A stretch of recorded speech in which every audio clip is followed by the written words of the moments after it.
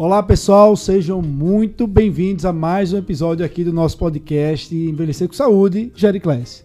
E hoje a gente está aqui para falar de um tema também muito frequente no idoso, que é tremor. Então se liga aí que vai ter muito conteúdo nos próximos minutos.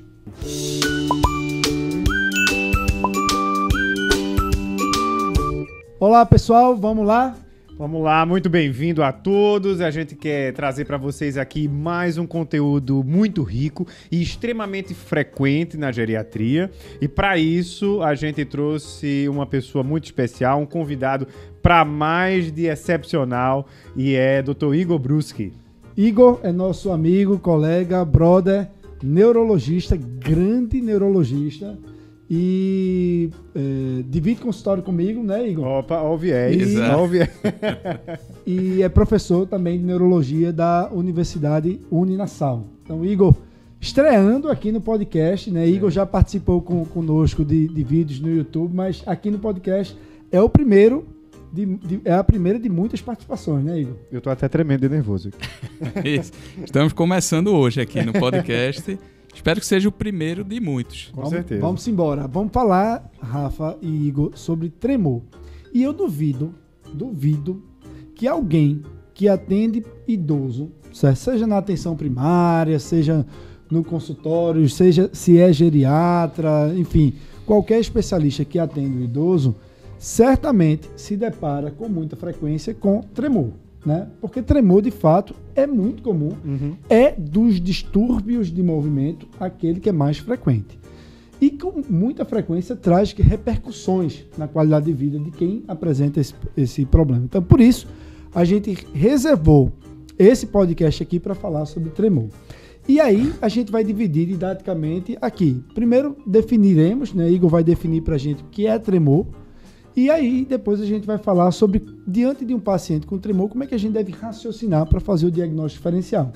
E por último, a gente vai falar um pouquinho sobre tratamento do tremor essencial. Combinado? Fechou? Ótimo, excelente. Beleza. Então...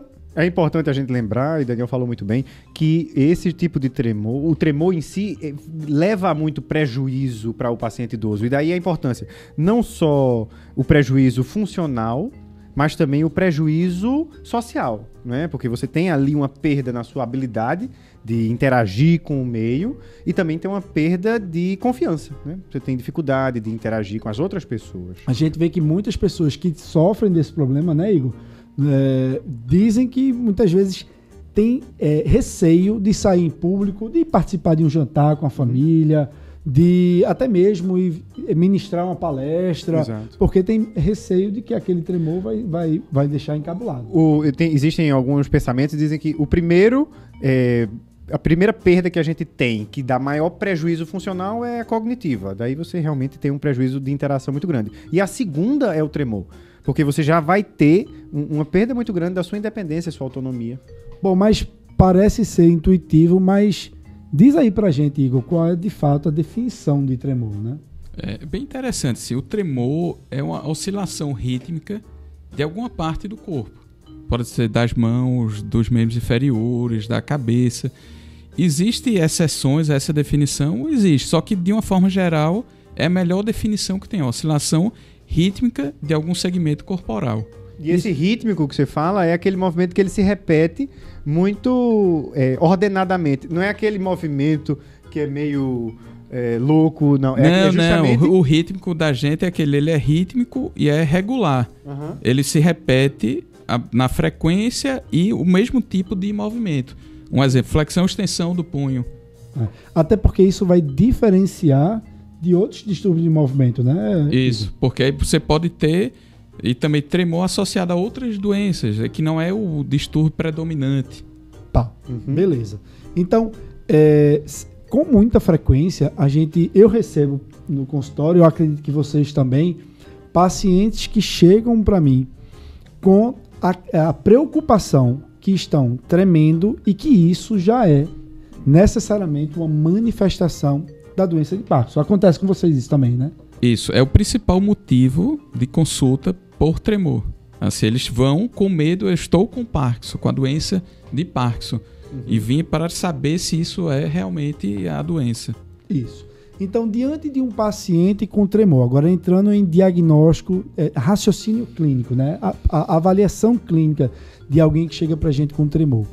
Diz aí, Igor, pra gente, o passo a passo, o que é que você faz? O que é que você avalia na história clínica e quando vai partir para o exame clínico, o exame físico em si?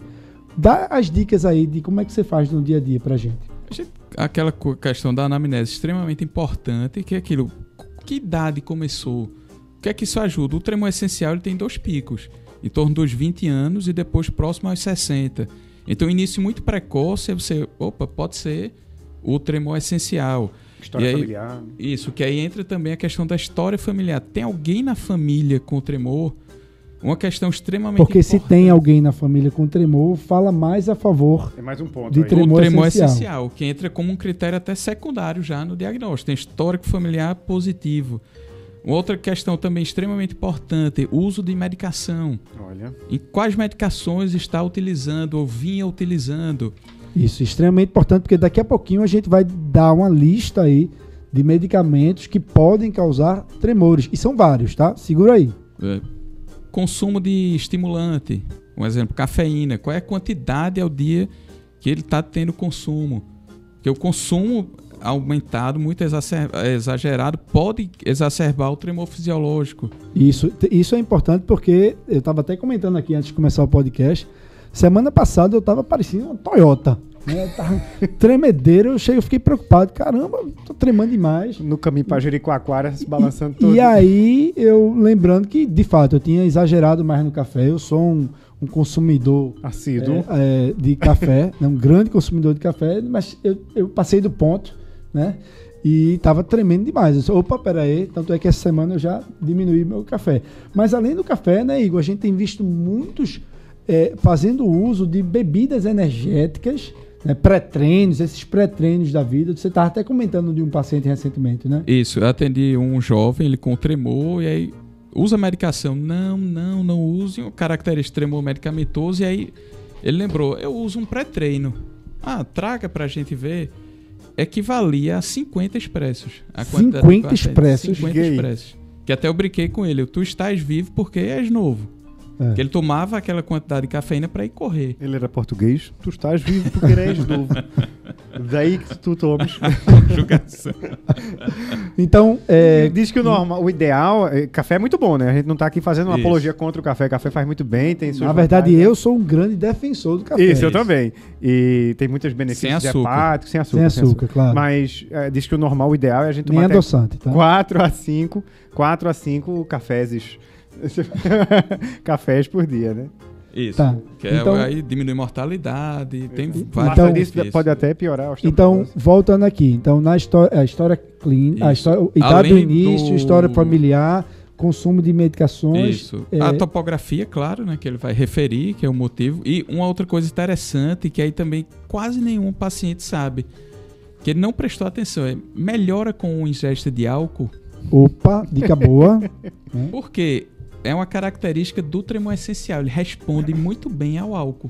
A pessoa ingerir uma dose de bebida 40 minutos depois já percebe uma melhora importante. Tem gente que chega a melhorar 100%.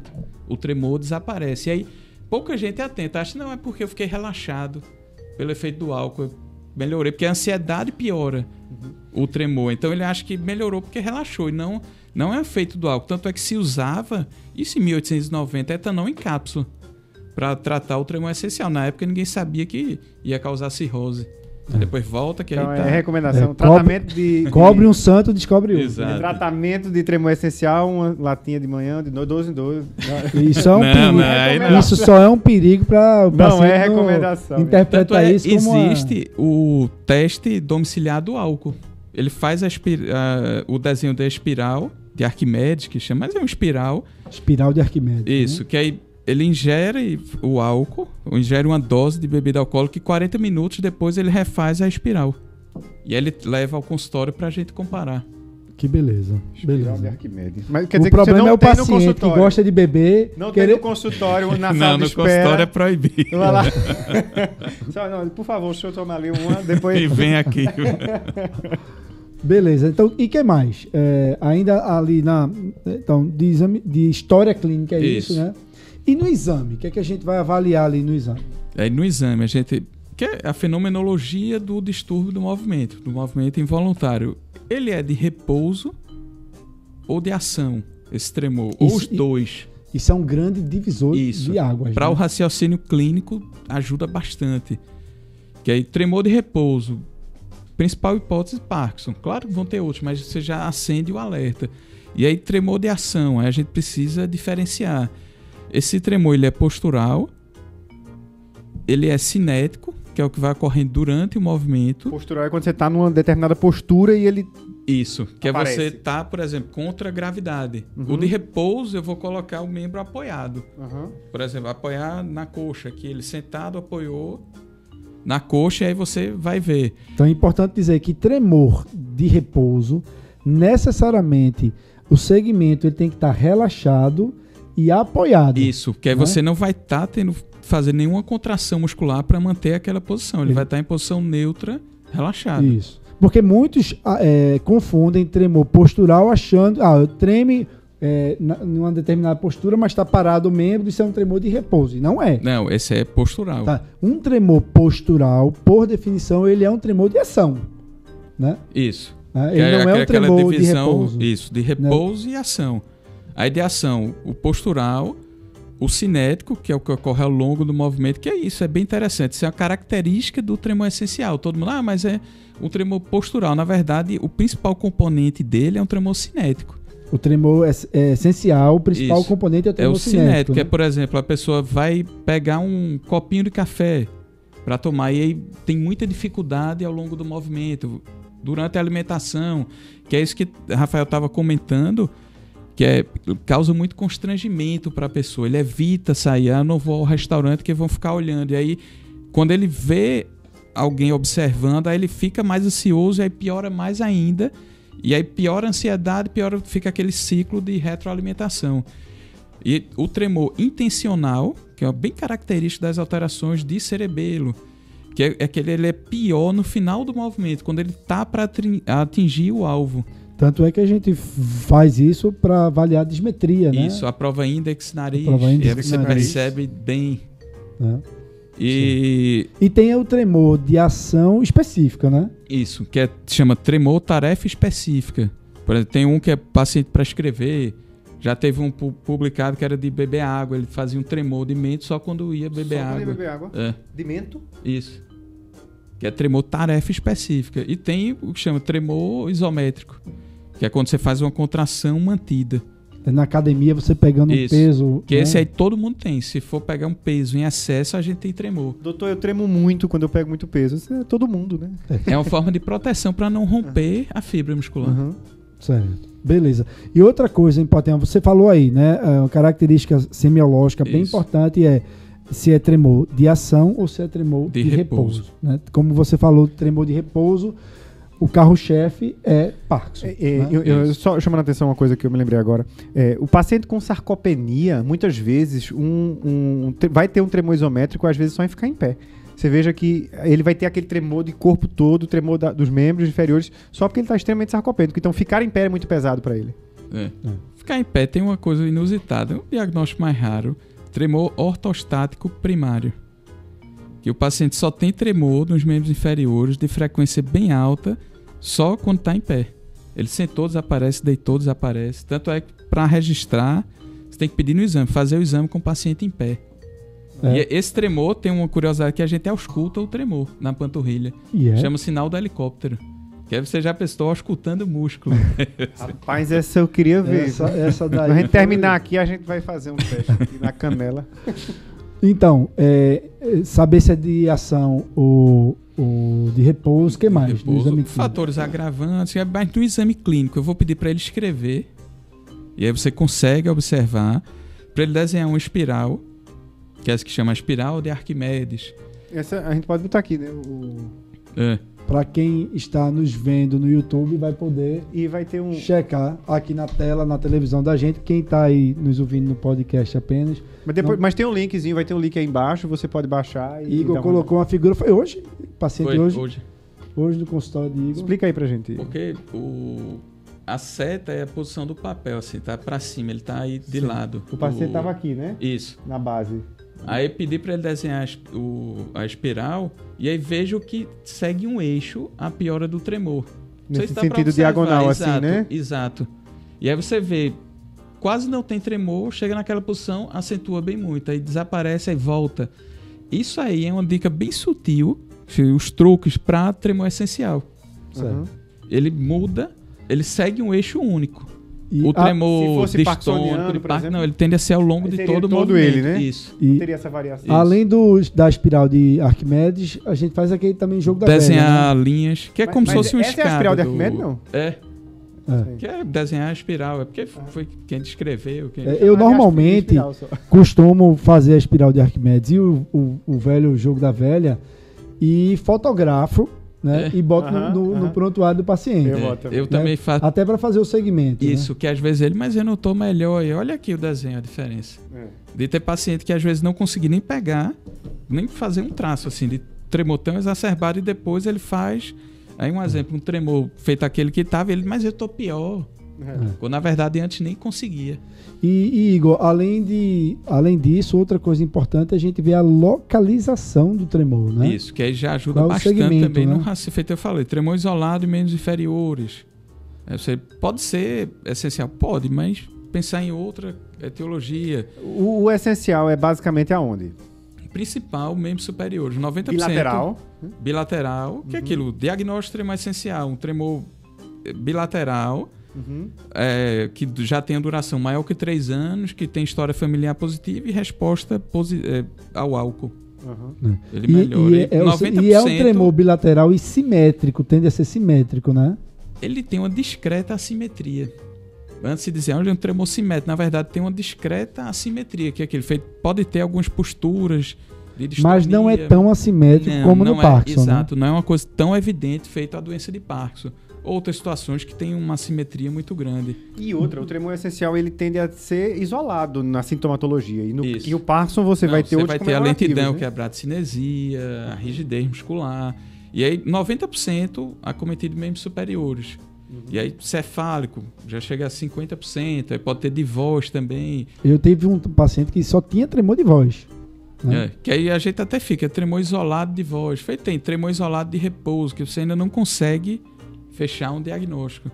Nem tudo que treme é Parkinson, né? Isso, e nem todo Parkinson treme. Nem todo Que Parkinson é treme. 1/4 dos pacientes com Parkinson não tem tremor em nenhum momento da doença. E até 1/3 não tem tremor, pelo menos na apresentação clínica, Isso. né? Isso é importante a gente saber. Tremor de cabeça, né? É um tremor que fala contra Parkinson, né? Isso é uma coisa que muitos não sabem, né? Isso. E fala mais a favor do tremor essencial, né? Igor? Isso. Geralmente o tremor do Parkinson ele tende a ser mais no mento. No Que é a momento, coisa tremor até- de mandíbula, né? Isso. Que até brincava com estudante, residente, ele já vai dizendo, não é Parkinson. Com o tremor. Não, ele já, ou então também não é indiano, né? My name is Sudan. Mas aí, pronto, Ele- outra ele dica, assim, fala um você pouquinho assim. tremor na mandíbula, com a boca fechada, pensar em Parkinson. Boca aberta, pensar em tremor essencial. Que é o tremor Boca postural. É essencial. Que aí você faz o tremor postural. Mas é balançando de lado ou pra frente? Pode ser os dois, mas geralmente é flexão, fechamento e. Então o sinal e da abertura. lagartixa não Da é lagartixa. Parkinson. Né? É porque geralmente é. Ah, não não, é é- Parkinson. Ele já diz, não é Ou Parkinson. então indiano, Mas né? lembrar, pode ter tremor cefálico na doença de Parkinson, porque o de mento é muito mais frequente. Certo. Ok. E aí uma coisa que Rafa falou, no tremor essencial não vão estar presentes outros elementos, né? Bradicinesia, rigidez, isso também ajuda a diferenciar. E uma coisa que às vezes eu utilizo na prática, tem aquele paciente com tremor que eu não estou muito certo do que é, às vezes eu estou suspeitando se é ou não é Parkinson, avaliar o olfato, né? Igor? Isso. Tanto é que a gente já tem lá no consultório os potes com café e canela. Que é bem Eu já tenho algumas interessante. perguntas. Faço isso porque eu falo isso porque alguns não sabem, a hiposmia é uma manifestação muito precoce da Anos doença de antes, Parkinson. Isso. Pode surgir anos antes de outras manifestações motoras e não ter hiposmia fala contra Parkinson. Né? Isso. Hoje já se considera a tríade do pré-Parkinson, que é a perda do olfato, constipação e distúrbio comportamental do sono REM. que é aquela perda de atonia quando a gente tá sonhando. Aí você faz o que tá sonhando, faz os movimentos do sonho. É a tríade do pré-Parkinson. Eu gostei dessa, eu gostei. Eu sempre pergunto ao paciente o seguinte: se tiver uma pessoa cheirosa do seu lado, tiver com você sente o cheiro? Ah, sinto. Não sinto, não presta atenção nisso, não. Ou então, se tiver alguém fazendo um feijão e você sente o cheiro daquele feijão, ah, sinto, eu tô aquela vontade de comer o feijão. E se alguém soltar um pum do teu lado, tu sente? Pronto, uma pessoa hoje que eu atendi referiu isso. Aí, perguntei do olfato, e olha, tem um tempo porque é estranho. Às vezes meu filho, ele fazia cocô na fralda e as pessoas que vinham me falar, porque eu não sentia. Tá vendo aí? A minha pergunta é boa? É. Se alguém soltar um pum. Muito bem, muito bem. Bom, e algum outro dado na história, no exame clínico que você... Tem também você faz um X no papel e pede para o paciente com a caneta, pegando com o indicador e polegar, tocar no centro do X, que é para ver o tremor intencional. Que às vezes ele vem na hora e piora bastante. Top. Pode pedir para colocar água de um copo para outro. Quer ver muito tremor cinético. Tem muito desses vídeos no YouTube. Top. Essa do X eu confesso não conhecia. Essa da água é arretada também. A trocar água de um bem copo, evidente, né? Exato. E existe algum exame, Igor, que você gosta de solicitar para documentar isso melhor? Você pode lançar a mão da eletroneuromiografia, mas não é obrigatório. O que é que ele vai ajudar? Você vai falar a frequência do tremor, que aquilo é de 5 a 7, menor que 5, maior que 7, para ajudar. Tremor de baixa frequência, cerebelar, tremor 5 a 7, característico do Parkinson. Acima de 7. Tremor de elevada frequência, Isso. fala mais a favor do tremor essencial. Né? Isso, pronto, aquele que eu falei do tremor ortostático, ele é acima de 14 Hz. Então, de alta frequência, só em membro inferior, só em ortostatismo. Então ajuda, maior, né? Por exemplo, esse para tremor ortostático ajuda bastante, que é você registrar, especifica.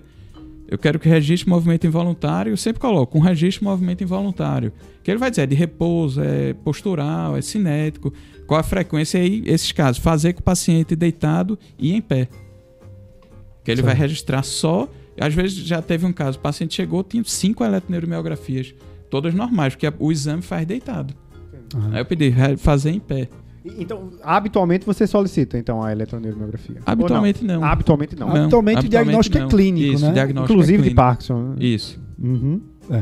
Ok, então, e a gente falou aqui também no começo sobre medicações, né? Isso. Ali na história clínica você sempre perguntava sobre medicações, porque existe uma série de medicações que podem causar tremor. Que medicações são essas aí, Rafa? Diz aí. Olha, eu tenho aqui uma listinha que eu vou ler para vocês. Tem os neurolépticos que podem fazer isso, clorpromazina, levomepromazina, tioridazina e vários outros, né? Inclusive quetiapina, aripiprazol, risperidona, que são mais conhecidos da gente, a clozapina também. Outras medicações com efeito antidopaminérgico. Aí vem extremamente conhecidas. Metoclopramida, bromoprida, domperidona e por aí vai. A gente tem os antidepressivos, que a nossa prescrição do paciente geriátrico é extremamente frequente, onde a gente vai ter ISRS, como fluoxetina, paroxetina, citalopram e por aí vai. Essa eu me lembro, me marcou, um dos primeiros pacientes que eu vi, quando ainda residente de clínica médica, o paciente estava utilizando citalopram e começava a tremer. Eu disse, citalopram, nunca ouvi falar que citalopram que ela fui ver, tá lá, né? É uma das causas de... Eu tenho uma que eu perguntei a Igor não lembra não. Mas há um tempão atrás eu tive um paciente que ele usava esse citalopram e um tremor danado. Eu disse, meu Deus, será que esse citalopram... Aí eu mandei mensagem pra Igor, isso faz uns 6 anos. Aí ele disse, não, pode dar sim, pode ser o citalopram. Aí a SRS pode. Na época eu não sabia. Aí, medicação, tudo pode. Tudo pode. Não, hoje eu decidi isso. Quando o paciente diz, eu acho que foi isso, eu disse, eu também acho. Eu sempre concordo. Ó, valproato, lítio, carbamazepina, lamotrigina como estabilizadores de humor. Valproato, muito tremor. Valproato, inclusive parkinsonismo. Valproato, além do tremor, o próprio parkinsonismo. E lítio também, né? Lítio também. Lítio, e bloqueador do canal de cálcio, como flunarizina, sinarizina, verapamil, anlodipino, nifedipino, todos eles também são muito frequentes e podem levar a tremor também. Outros como depletadores de dopamina, né, como reserpina ou tetrabanizina, que são menos comuns, podem ser também. A miodarona, que eu aprendi hoje também. Isso. A miodarona, que pode ser um deles. Hormônios tireoidianos, naturalmente, né? Levotiroxina. Anfo-B, metildopa, disulfiram, pode fazer também. Xantinas e... Falasse disulfiram, como se a gente utilizasse... disulfiram, como porque se a você não gente usa não, utilizasse Todo disulfiram. dia presta. Todo dia. Olha aí. Quando é que tu usasse disulfiram, rapaz? É porque foi a empolgação. E aí outras bem comuns também, o Só faltou ciclosporina. dizer resapina. Tu não estás usando não, é? Estás usando pouco. E outros ainda que a gente usa bastante também, como morfina, próprio fentanil, oxicodona, tramal. Todos eles podem levar. A tetrabenazina é utilizada para tratar coreia de cinesia. Tá vendo aí? Aí tem que importar. É bem raro mesmo o uso. Uhum. De medicamento, veja como é frequente. Ontem teve um E caso... você falou aí, desculpa Igor, você falou aí dos beta-2 agonistas? Não falei. É Não bem falou, lembrado, né? né? corticoide, É uma das causas beta-2. mais comuns, corticoide e beta-2, né? Aquele paciente que está usando ali pro DPLC, asma. Que inclusive não quer usar porque treme. Ontem 2 casos. Um, já o retorno, usando lítio, um tremor. Conversei com o psiquiatra, conseguiu reduzir, ele voltou. Reduziu 50% a dose, zerou. E outro com amlodipino. Anlodipino eu já vi, Anlodipino. mas a quantidade de pacientes que a gente tem usando anlodipino E que chega tremendo. gigantesca. Então, eu vi pouco, né? É. Mas está lá descrito, né? Está lá descrito. Mas acontece. Bom, então, resumindo aqui, a gente está diante de um paciente com tremor, a gente vai ver esses pontos todos que já foram Isso. discutidos aqui.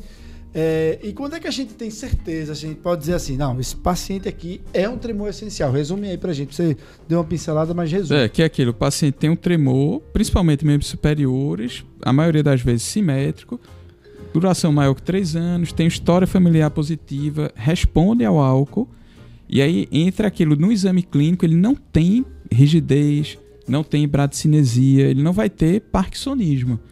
Que existe uma situação mais rara na doença de Parkinson, que o tremor de Parkinson a gente classifica ele em 3 subtipos. Aí tem um subtipo que ele não tem tremor de repouso, mas tem tremor postural. E lembrar isso, que é uma coisa também importante. Os pacientes perguntam, eu tenho tremor essencial, eu vou ter Parkinson? Eu olho, não aumenta a chance, ele vai, mas também não lhe protege.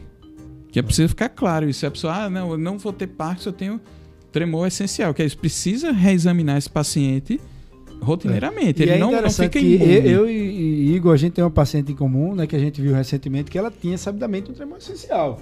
E Isso. durante um tempo, ela utilizou até medicações acertadamente para o tremor essencial. Um belo dia, ela chega para mim com muito desequilíbrio, com quedas. Pedi para Igor vê-la também e estava lá um parkinsonismo. Ela estava Isso. com um parkinsonismo, claro. Ou seja, não é porque ela tem tremor essencial que ela não pode vir em algum momento a desenvolver Isso. uma doença de Parkinson, né? A mesma coisa, o tremor essencial ele tem 2 picos. Esse aqui é em torno de 20, vamos dizer, aos 53 eu comecei um quadro de Parkinson. Aos 60 eu posso ter o tremor essencial. Que é um pico maior, mas eu não mecanismo é fico. outro, né? Exato, eu não Mecanismo fico é outro. imune a ter. Porque eu tenho uma doença e não posso ter a outra. O raio caiu 2 vezes no mesmo lugar. Porque às vezes tem, e às vezes você precisa tratar os 2. E Igor, deixa eu perguntar. Existem sinais de alarme que a gente precisa ficar atento quando aparece num paciente com tremor? Então ele tá tremendo, mas ele tem isso. Opa, peraí, calma. Eu preciso ficar mais atento. Ele tá tremendo, mas ele também tem isso aqui. Tem alguns sinais de alarme assim que você fica mais ligado? Tem tremor unilateral, que aí você já pensa em Opa. Parkinson. Não resposta ao tratamento, também é um sinal de alerta. Especificamente em tremor essencial, você pensou e não respondeu ao álcool, sinal de alerta. Então, e no exame clínico, assim, tem rigidez, tem bradicinesia, aí também... Chama a atenção. Isso. Né? Aquele movimento que de repente ele não parece ser tão rítmico, né? Pode ser um pouco... Isso, que é um arrítmico. tremor arrítmico, aí pensar em tremor distônico, o paciente tem distonia e tem tremor. Talvez não O seja que um é que tremor, ajuda né? na distonia? Existe um ponto neutro. Por que treme? Porque a postura distônica ela faz como se fosse uma torção. E aí, em algum ponto, por exemplo, tremor cefálico, o paciente está lá. Não. Porque, na verdade, ele estaria com a postura para cá. Só que eu não quero andar assim, eu tento corrigir. Aí fica não, né? Aí você vê, o paciente É uma vai pra distonia, cá, mas ele piorou. fica com não, né? Isso. Aí, achou aqui que a posição da distonia, ponto neutro, desaparece o tremor. E aí isso já lhe ajuda. É feito para examinar tremor de repouso. Eu sempre tento distrair o paciente para ele não ficar segurando. Que é isso, o paciente ele tenta arrumar formas de fazer contração muscular para anular o tremor. Que é aquele paciente, você pode ver, quem tem tremor essencial, ele nunca quer tomar em copo plástico. Porque se ele apertar com força, vai quebrar. Pra compensar, né? E aí, se ele pegar um de cerâmica, ele aperta e ele consegue anular. Então, você vai ver ele pegando com as duas mãos. Por quê? São em fases diferentes, ele anula o tremor. Se ele pega o copo com as duas mãos, ele não treme. Entendi. Outras coisas que chamam a atenção, um paciente Essa, que cai... essa também pra mim é nova, viu? Pegar com as duas mãos? Eu nunca tinha atentado para o paciente que tem tremor essencial. Ele pega com as duas não mãos. Quer ele faz isso pegar sem o copo saber. plástico. Faz todo sentido. E tem outra aqui, o sinal de alarme que eu acho interessante também, esse paciente que cai, como vocês falaram, né? Isso, tá que aí caindo, já opa, peraí, calma. Isso aí tem alguma que coisa é de instabilidade estranha, né? postural. Aquele paciente que tem disfonia também. Que aí já atenção. são sinais bem... São sinais que são sinais de alarme, né? Se a gente pudesse dizer assim. Qualquer sinal que chame a atenção para parkinsonismo, para doença de Parkinson. Beleza, a gente não vai se aprofundar em doença de Parkinson porque a gente vai ter um podcast específico sobre doença de Parkinson e que Igor, claro, vai ser aqui, com certeza um dos convidados. Mas aí eu queria falar um pouquinho de tratamento de tremor essencial. Antes, porém, de falar de tratamento, só lembrar aqui para o pessoal que existe, além do tremor essencial, desses tremores induzidos por fármacos, do tremor da doença de Parkinson, todos nós, tá? Todos nós, sem exceção, nós trememos, né, Igor? Isso, é que a gente chama de tremor fisiológico. Tremor fisiológico, que em alguns momentos, esse tremor, ele pode estar mais exacerbado. Como é o que eu falei, agora há pouco, eu estava semana passada tremendo mais, a pessoa está um pouco mais ansiosa, tende a tremer mais, né, ser exacerbado pela ansiedade. Isso da ansiedade é bem característico, porque os movimentos involuntários, eles pioram com a ansiedade. E é o que acontece, a pessoa tem piora do movimento e fica mais ansioso.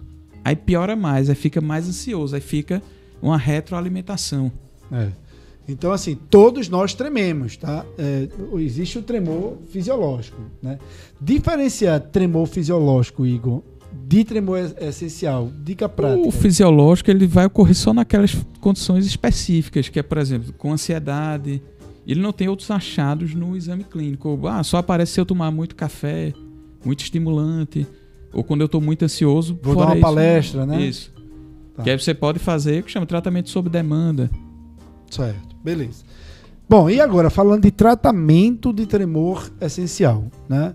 O que é que a gente deve fazer quando o paciente está com tremor essencial? Eu caracterizei, esse aí é um tremor essencial, esse paciente tem um tremor essencial, ele vai sair do meu consultório com que orientações? Primeiro, a gente revisar as medicações que está utilizando. Existe alguma que pode estar exacerbando o tremor essencial? Que aí você vai ver algumas situações que normalmente quem não tem iria tremer. E aí quem já tem o tremor essencial fica muito exacerbado, que é, por exemplo, ansiedade, medicações. E aí você revisar, é possível tirar alguma medicação que está agravando o tremor? Como é que está o controle de ansiedade, consumo de estimulante? E aí, isso aí é uma parte bem importante do tratamento. Por quê? Qual é a indicação do tratamento? Porque, veja, antes se achava, não é progressivo. Hoje a gente sabe, existe uma progressão do tremor ao longo do tempo. Ele vai piorando. Mas qual é o impacto para o paciente? O paciente é que diz quando quer tratar. Ele, está me incomodando. É a indicação do tratamento. Está interferindo no meu dia a dia. Ele não estimula a progressão, né? Não tratar... não deixa a progressão seguir, né? Não, o tratamento é sintomático. O tratamento é sintomático. Ele só vai reduzir o tremor. Isso. Não vai impedir que vá piorando ao longo do tempo. Mas o paciente que diz, olha, eu estou tendo impacto com esse tremor, está me atrapalhando. Isso. Eu não estou conseguindo escrever, ou não estou conseguindo sair porque eu fico tremendo muito, eu estou me isolando. Lembrar, interação social faz parte da saúde. Que é aquilo, melhora a cognição, então tem que ter interação. Ele não vai se isolar porque está tremendo. Isso é indicação de tratar. Entendi. Beleza. E as opções de tratamento? Então? Aí, opções. Ele quer tratar de forma contínua ou sob demanda. Por exemplo, eu só quero tratar se eu for a um restaurante com um grupo. Aí ele usa a medicação só naquele dia. Ou eu quero tratar só quando eu vou dar aula. tem alguns cirurgiões que eu acompanho, ele trata só quando vai operar. Ele não quer usar continuamente. Ele trata naquela situação específica, que é você faz a medicação 1 hora antes do evento. Eu acho que eu queria que eu tomaria antes do consultório também, né? Porque o paciente me vê tremendo. Se o senhor vai me operar, eu acho que eu ficaria inseguro. Mas vários não usam. Não usa, né? E eles explicam. Olha, né? Mas desaparece. É mais fácil pra cortar que vai assim. Vai puxando. E aí, o que é que a gente tem de opção, assim? Primeira linha, propranolol e primidona. Só que eles reduzem 60%, assim, uma melhora muito grande. Como é a dose que a gente começa do propranolol? E assim, para que paciente você escolhe beta-bloqueador, propranolol?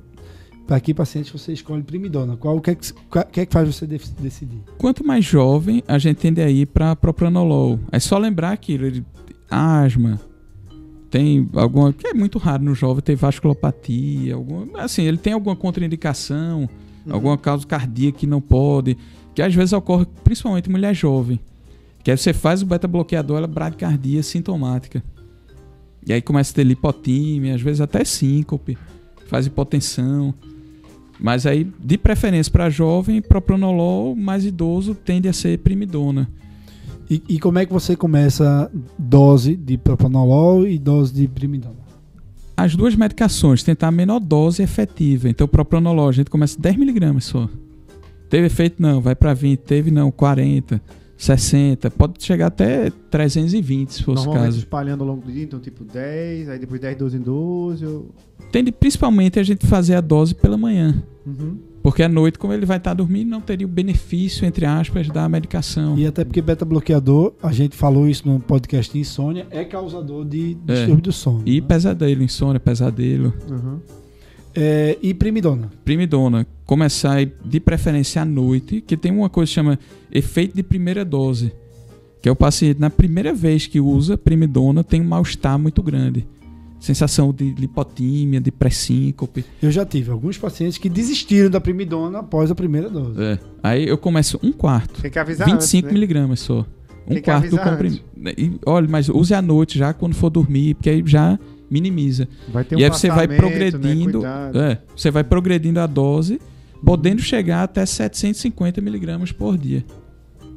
Então tem uma margem bem grande. Tem gente que responde com 25, tem. Aí você vai aumentar? Não. Ele vai usar a caixa vai durar 1 ano. Entendi. Certo. E aí, se não respondeu, você pode associar os dois. Sempre lembrar também uma coisa, principalmente se tiver polifarmácia, a primidona é indutor enzimático. Então ela vai reduzir a concentração de tudo que a pessoa estiver usando. Entendi. E aí que às vezes isso pode ter impacto nos ajustes medicamentosos. Boa lembrança. E a gente sempre aqui fala muito sobre a importância de avaliar a interação medicamentosa, né? Ok, mas aí o paciente usou propranolol, primidona, ou não tolerou, ou não respondeu. Parcial, pode usar associado. Outras opções. Aí entra já a segunda linha, topiramato, acima de 200 mg dia. Aí é ruim porque o idoso tem um prejuízo cognitivo enorme, né? E, assim, essa lentificação, exato, redução do apetite, então é pouco tolerado. Terceira linha, gabapentina e alprazolam. O alprazolam, ele é eficaz. Por que ele entra como terceira linha? Porque o benzodiazepínico, ao mesmo tempo que é uma medicação, é uma doença. Que é aquilo, a gente tenta segurar ao máximo usar benzodiazepínico, porque quando a gente põe na balança o pacote que vai junto é muito ruim. De alteração cognitiva, novamente, de queda. Né? Cobre um santo, descobre outro. Isso. Né? O lema da geriatria. E toxina botulínica. É uma opção. Assim, é extremamente difícil esse tratamento, porque qual seria a dose ideal da toxina para cada pessoa? Que às vezes você faz, aí o paciente tem fraqueza no movimento. De preferência guiado por eletromio, que é qual é o músculo que está predominando naquele movimento. Lembrar, o tremor essencial ele tende a ser flexão e extensão. O do Parkinson, pronossupinação, que é uma coisa que ajuda também na clínica. E é você fazer guiado naquele músculo que está predominando. Mas às vezes causa fraqueza e às vezes causa... Já teve um caso também, um colega cirurgião, ele foi fazer e depois não conseguia pegar o bisturi. Aí ele ficou 4 meses sem operar. Ele ficou sem ter apoio, não tinha força para pegar o bisturi. Então, é uma coisa que tem que pesar muito a toxina botulínica, principalmente em relação à profissão que a pessoa tem. Se usa muito a habilidade manual fina. Uhum. Bom, então acho que com isso a gente fecha, né? Mais algum tópico que ficou faltando? Do que Eu acho que era o que a gente tinha proposto para hoje. A gente vai ter um só para Parkinson, né? Onde a gente vai falar sobre diagnóstico, aprofundadamente sobre tratamento, que eu já estou ansioso para a gente fazer ele. Mas eu acho que por hoje a ideia era a gente fazer o diagnóstico diferencial de tremor e um foquinho em tremor essencial. Maravilha. Igor, muitíssimo obrigado por sua presença aqui. Abrilhantou. Aprendemos bastante hoje. Não, eu vou ouvir de novo o podcast. Muita dica prática, né? Eu espero que vocês também tenham gostado, tenham curtido. Não deixem de nos acompanhar nas redes sociais, no YouTube, no Instagram, enfim, e de compartilhar essa informação que eu tenho certeza vai ajudar, vai ser muito bacana, ajudar muitas pessoas, tá bom? Combinado? Então, pessoal, muito obrigado. A gente se vê no próximo episódio do nosso podcast Envelhecer com Saúde. Até mais, pessoal. Até a próxima.